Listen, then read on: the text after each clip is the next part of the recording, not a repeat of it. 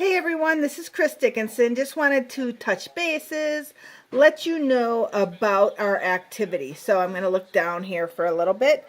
But some of the activities that we're going to do is mainly just directing the conversation. And so we really want to encourage our tables to talk about the different things.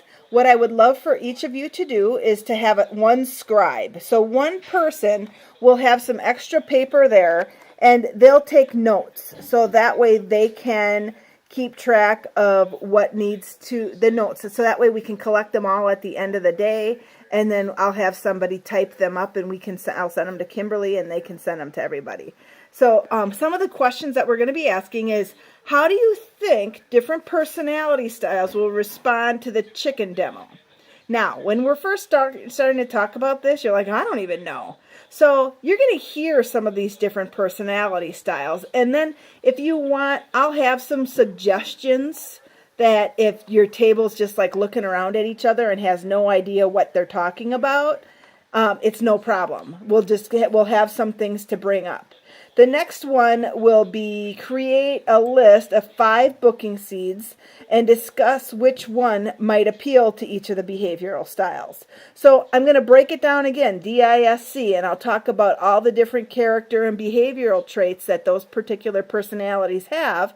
And then you can kind of think of the seeds and think, well, which one might appeal to those personality styles? It'll be a lot of fun.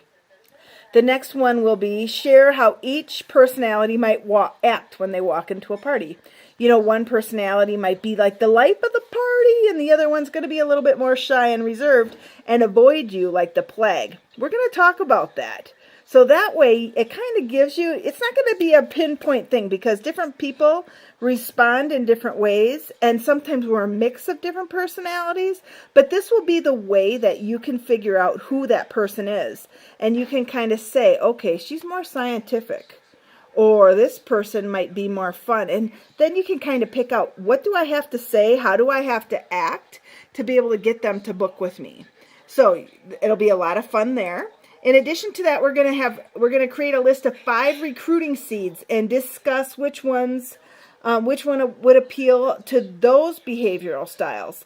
And we're going to have 3 different activity sessions. And during those activity sessions, what we're going to do is have two of these questions. As long as we have time, we'll kind of rate it to see how much time we have. Some tables might talk a little bit more, and other tables might not talk as much. So you'll have 2 questions to talk through that time.